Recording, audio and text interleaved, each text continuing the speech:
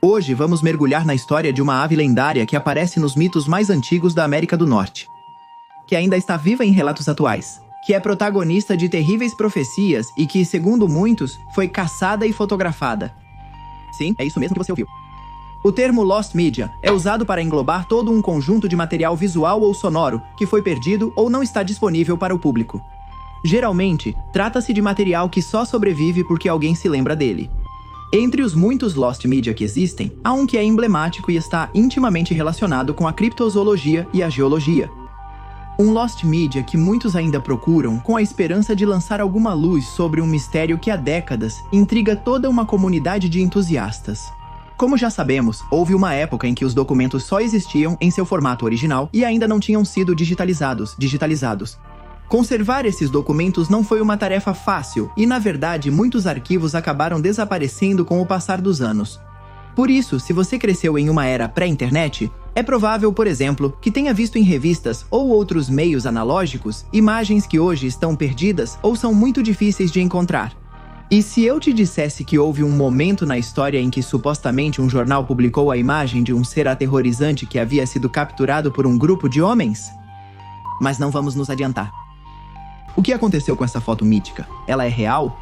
É verdade que até alguém a mostrou na televisão? Por que há pessoas que querem que a famosa foto não chegue até nós? Para tentar responder a essas perguntas, vamos mergulhar no insólito caso do Thunderbird e da foto desaparecida. Se vocês gostaram deste relatório ou se interessam por esse tema, fizemos vários aqui no canal. Convido vocês a assistirem os outros que preparamos. Vocês podem deixar seu like aqui embaixo e escrever a palavra críptido, se houver mais de 1000 pessoas escrevendo críptidos. Vamos preparar outro relatório, e provavelmente falemos sobre os fundadores da criptozoologia, que é, digamos, essa ciência ou pseudociência, na verdade, que se dedica a estudar esses seres, cuja existência ainda não foi comprovada cientificamente. Vamos começar.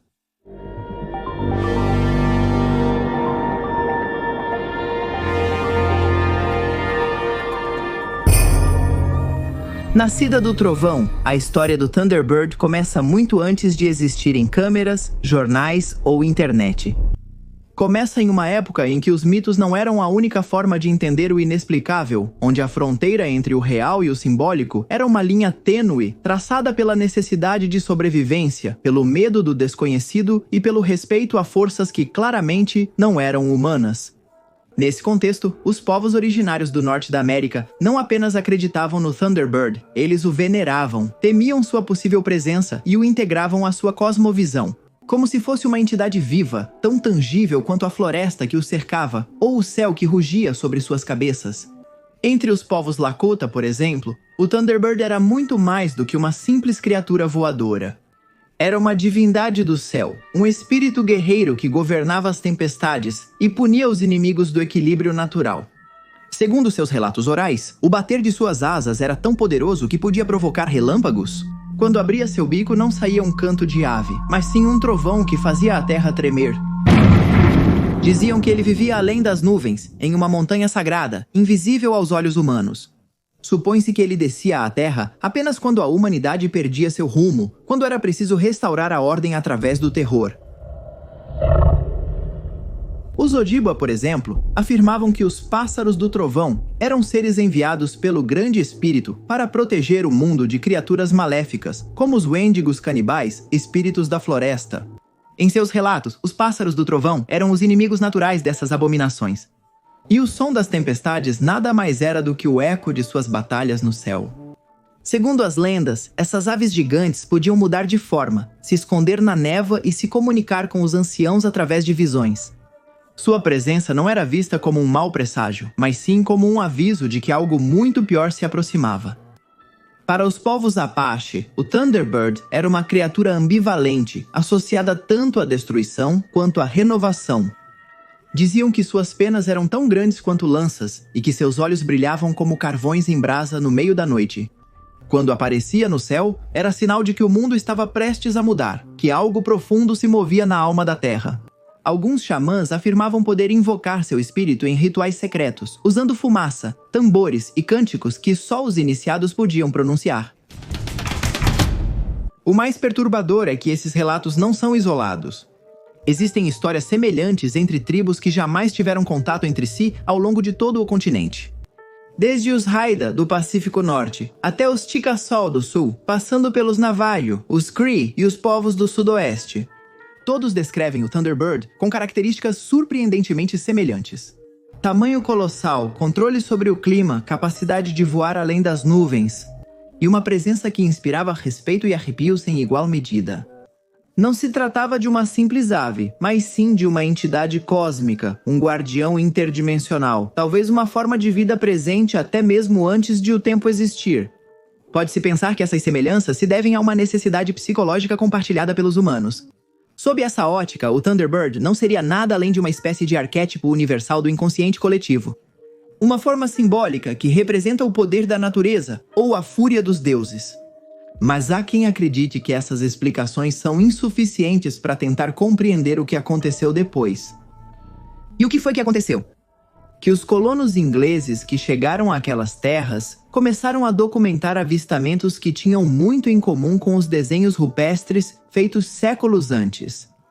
Como isso podia ser? Os conquistadores, também recém-chegados, tinham sido influenciados pelos relatos antigos?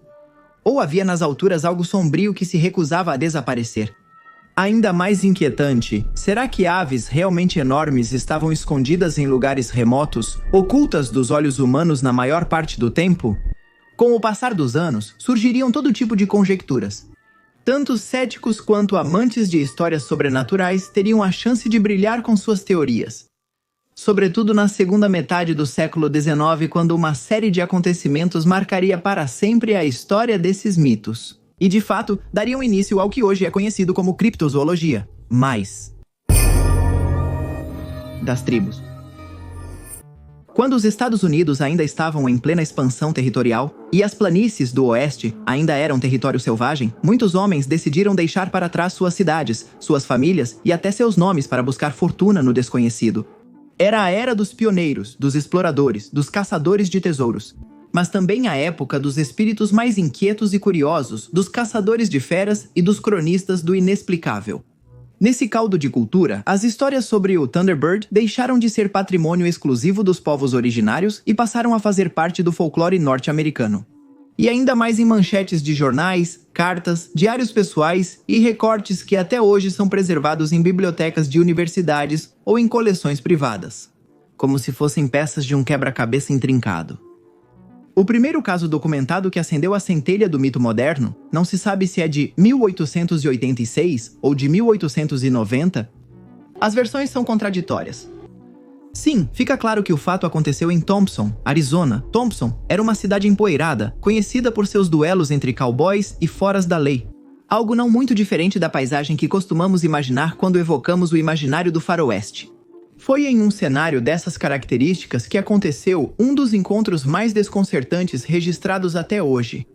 Segundo uma matéria publicada no jornal local de Thompson, Epitaph, 2 fazendeiros, cujos nomes reais não foram preservados, afirmavam ter abatido com seus rifles uma criatura gigantesca no deserto. Tratava-se de uma ave com asas membranosas, parecidas com as de um morcego, e um corpo descomunal e cheio de escamas, como se fosse um réptil. Os homens mediram a criatura, determinando que ela tinha 48 metros de comprimento e uma cabeça de 2,4 metros. O artigo detalhava que, após persegui-la a cavalo e depois de atirar várias vezes, os sujeitos conseguiram fazer com que a criatura caísse estrondosamente no chão. Depois, o monstro foi pendurado na porta de um enorme celeiro. A crônica era arrepiante, sem exagero. Ela sugeria que, finalmente, havia evidências sólidas para provar a existência dessas criaturas voadoras sombrias, que sempre haviam atiçado a imaginação dos moradores locais. Será que 2 homens armados conseguiram derrubar o mítico pássaro do trovão? Esse relato fez com que outros testemunhos logo se popularizassem que até então haviam sido descartados por serem considerados pouco sérios. Assim ficou conhecido, por exemplo, o que aconteceu em Creel, Texas, em 1903. Lá também foi um jornal local o responsável por levar aos cidadãos uma notícia desconcertante. Ao que parece, vários habitantes de uma comunidade rural tinham visto o que descreveram como, e cito, uma criatura com asas tão grandes quanto um vagão de trem e um grito que rasgava os tímpanos.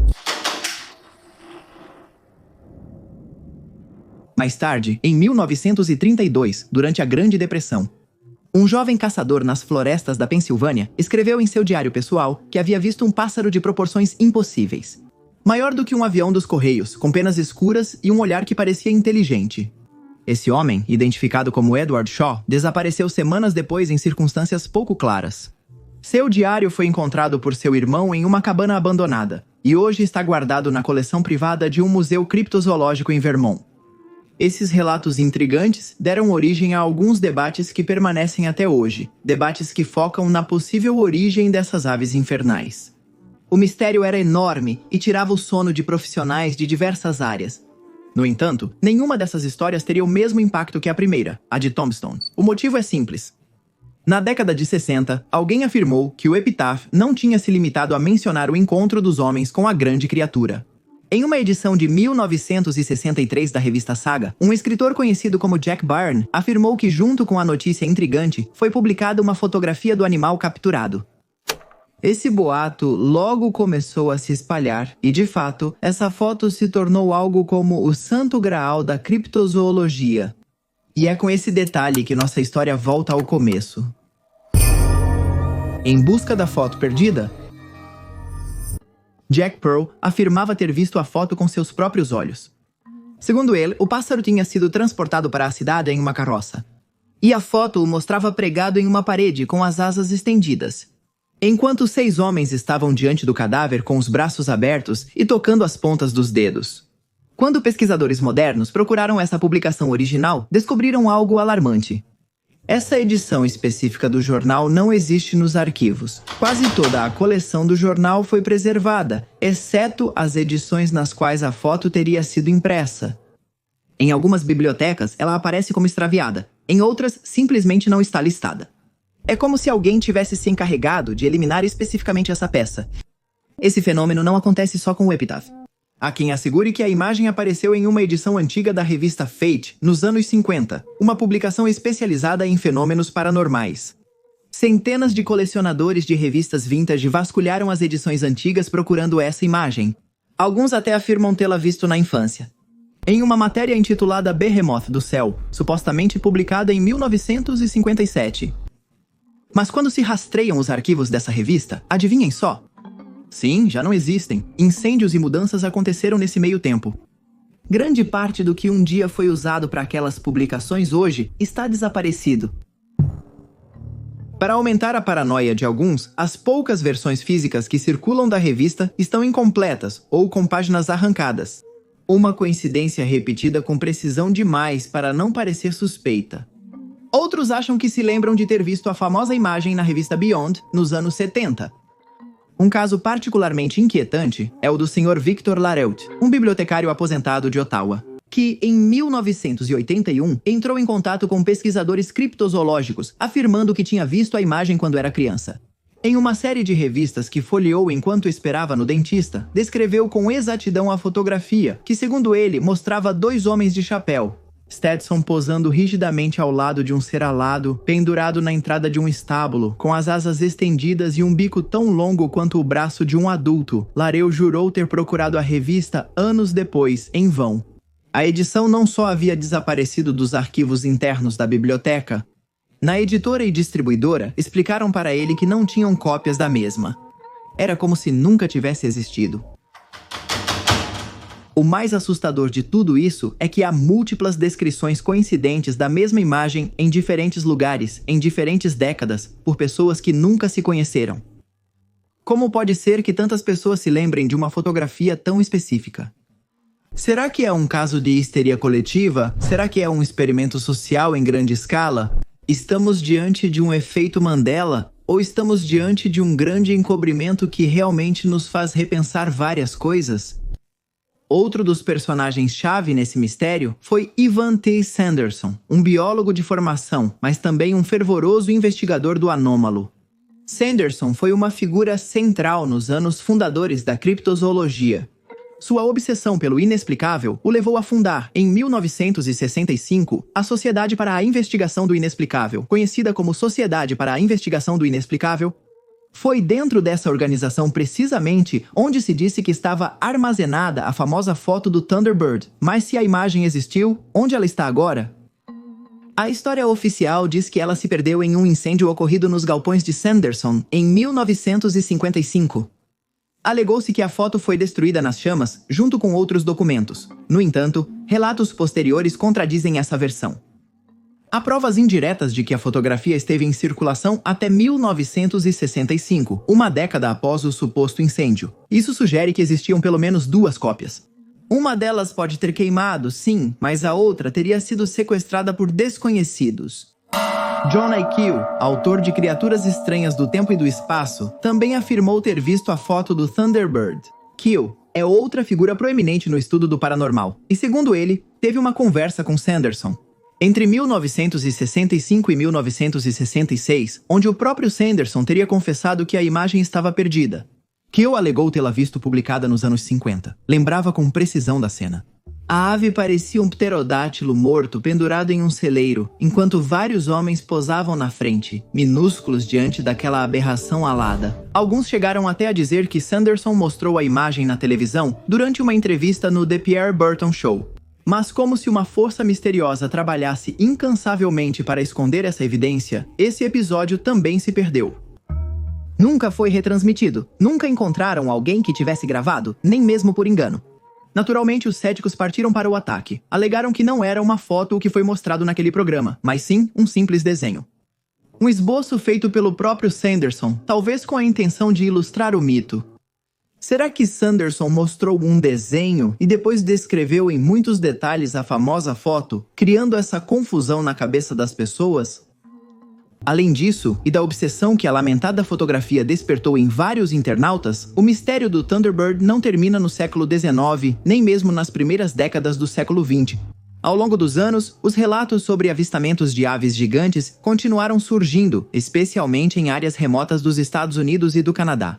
Lugares onde os limites entre o real e o imaginário parecem se confundir. Casos atuais. As pessoas que vivem em áreas afastadas do agito das grandes cidades parecem estar mais em contato com o inexplicável. Em 1977, por exemplo, no condado de Lawrence, Ohio, um homem chamado William Hall afirmou ter visto uma criatura que não podia ser classificada como nada que ele já tivesse visto antes. Em suas próprias palavras, ele descreveu um pássaro enorme, com asas negras que cobriam completamente o céu, e afirmou que a criatura o seguiu por vários minutos enquanto ele viajava por uma estrada solitária. Segundo ele, a ave não era apenas gigantesca, mas sua presença causava um ruído surdo, como um estrondo distante. Um som que o encheu de uma ansiedade avassaladora. O caso de Hall foi levado a sério por alguns criptozoólogos, mas rapidamente foi ridicularizado pela mídia local. E o avistamento passou a ser outro relato estranho de um homem que viu algo que não conseguia compreender. No entanto, o curioso é que muitos outros na região começaram a relatar experiências semelhantes. De aves gigantescas que cruzavam os céus durante tempestades, de sombras que deslizavam pelas encostas das montanhas, e de figuras aladas que nunca chegaram a ser vistas de perto, mas cujo tamanho não podia ser negado. No Alasca, durante a mesma década, uma série de testemunhos sobre avistamentos de aves de tamanho descomunal começou a ganhar atenção. No Ártico, algumas comunidades pesqueiras relataram o aparecimento de pássaros monstruosos que se erguiam sobre o mar. Cada testemunho parecia mais estranho que o anterior, mas havia algo em que todas essas pessoas concordavam. Essas aves não eram deste mundo, não se pareciam com os pássaros que nós conhecemos.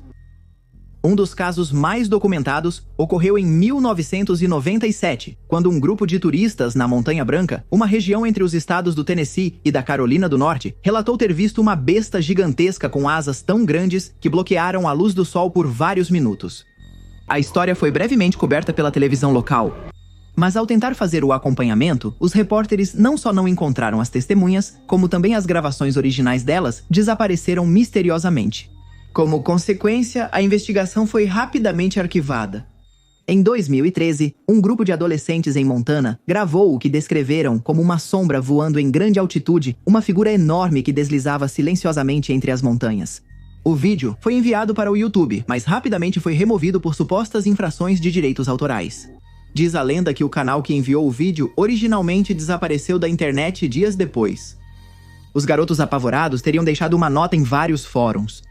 Na mesma mensagem, disseram que a criatura que presenciaram parecia ter uma cabeça pequena em comparação ao tamanho das asas, como se fosse uma figura de proporções absurdas, uma espécie de dinossauro. O vídeo, claro, nunca foi recuperado. Os avistamentos se tornaram tão comuns quanto as lendas que os acompanham. Os especialistas, no entanto, mostram-se relutantes em investigar esses incidentes, a menos que possam ser controlados, classificados e explicados dentro dos parâmetros da ciência oficial.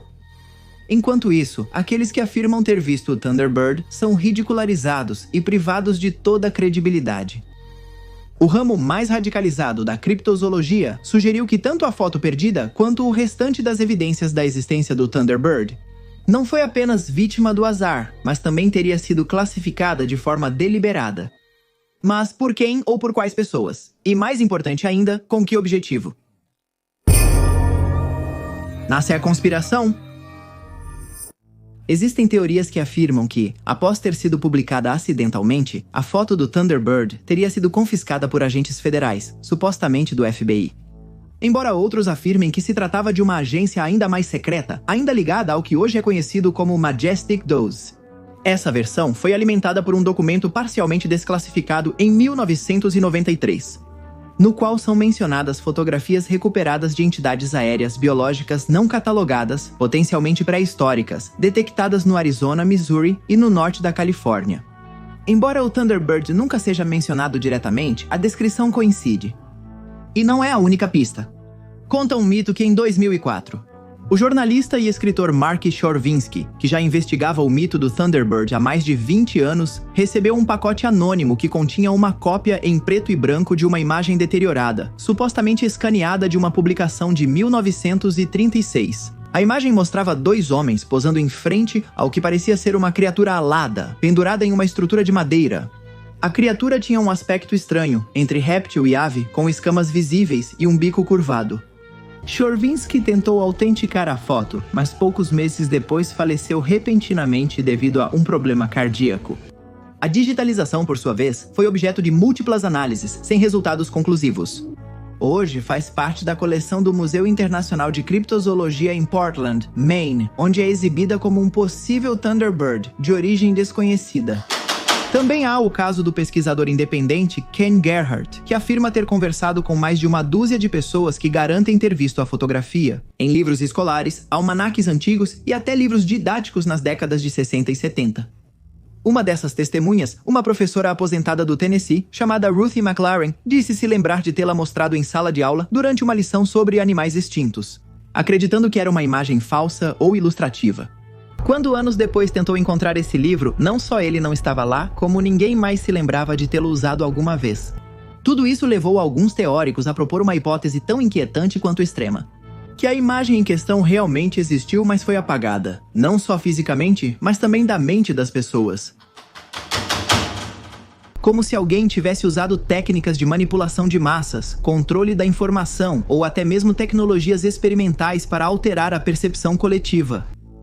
Uma espécie de reinicialização suave da história, onde a lembrança não é totalmente eliminada, mas se torna algo difuso, quase onírico. Isso faz algum sentido? De qualquer forma, por que tanto esforço para esconder uma simples fotografia? Por que gerar todo esse silêncio em torno de uma imagem em preto e branco?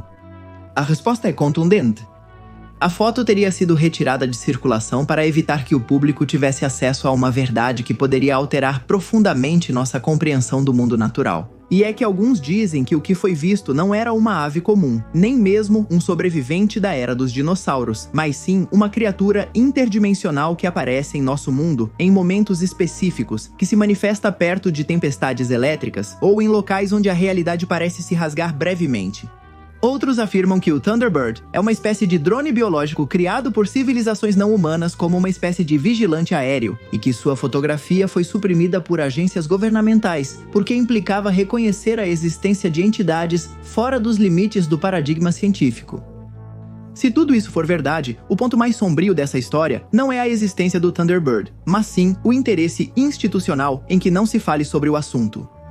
Aqueles que apoiam as teorias da conspiração afirmam que existe um grupo não oficial de controle biológico que trabalha nas sombras. uma espécie de Interpol do anômalo, encarregada de encobrir qualquer evidência de fauna não catalogada que possa alterar a estabilidade social. Seriam os responsáveis por fazer desaparecer corpos, destruir fotografias, subornar a mídia, até mesmo eliminar fisicamente aqueles que se aproximam demais da verdade. Parece exagerado? Pode ser, mas então é preciso perguntar por quê. Em uma época em que cada detalhe da nossa vida fica registrado na nuvem, nenhuma imagem autêntica do Thunderbird foi vazada. Por que nenhum arquivo, nenhum recorte de jornal, nenhum negativo sobreviveu? É porque tudo isso é uma mentira? Ou é porque esses supostos homens de preto estão fazendo um trabalho muito bom? Os céticos, por sua vez, preferem dar outras explicações.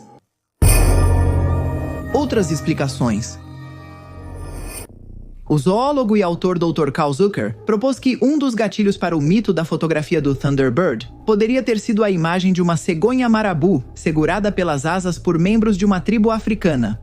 Essa imagem foi publicada em muitos livros populares no início da década de 1970, incluindo o livro Guinness dos Recordes. Não é um dado menor que, naquela época, o livro Guinness era o segundo livro mais vendido do mundo, ficando atrás apenas da Bíblia. Será então que, de fato, muitas pessoas viram a imagem de um enorme pássaro abatido, mas todo o resto dos detalhes era simplesmente fruto da sua imaginação?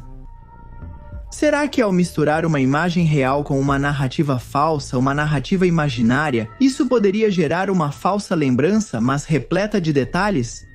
Alguns pesquisadores do fenômeno, tanto da criptozoologia quanto do revisionismo histórico, afirmam que o Thunderbird não seria uma criatura única, mas sim parte de uma espécie relicta.